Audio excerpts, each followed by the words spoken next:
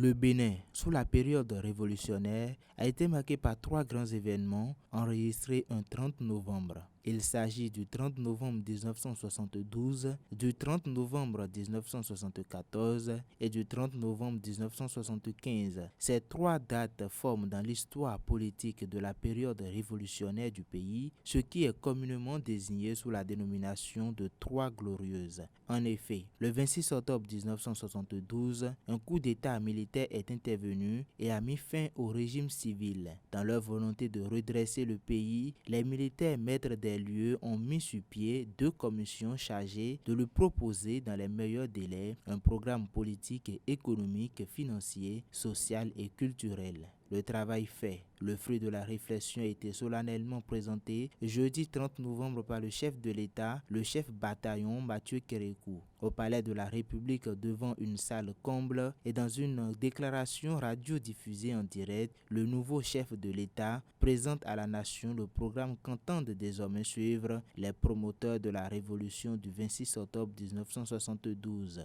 Ainsi naquit le discours-programme de politique nouvelle et d'indépendance nationale. Le nouvel homme fort qu'on connaissait pour ses longs discours avait d'une voix imposante demandé à ses concitoyens de compter d'abord sur nos propres forces, sur nos propres ressources, sur l'initiative créatrice des larges masses dans notre lutte pour nous libérer de la dénomination étrangère et pour développer notre économie et pour donner à notre peuple la dignité et la personnalité d'un peuple libre. C'était en tout cas un message qui présentait trois grands axes. D'abord la réorganisation de toute la structure économique, culturelle et sociale du pays dans le sens d'une libération de la dénomination étrangère, d'une éradication de la corruption, de la constitution et du népotisme et d'une plus grande efficacité, plus l'affrémissement de l'autorité de l'État et enfin le développement des relations extérieures du pays avec le reste du monde sans discrimination sur la base du respect de la souveraineté nationale, de l'égalité et de l'avantage réciproque. Ce énoncé, aussi simple qu'il soit, montre aussi bien l'immensité de la complexité de la tâche qui incombe au gouvernement militaire révolutionnaire GMR, lequel a par ailleurs indiqué que pour y faire face, il faudra agir simultanément dans tous les domaines: monde rural, industrie, commerce et finances, assainissement financier, éducation et formation des cadres santé et affaires sociales, administration politique extérieure.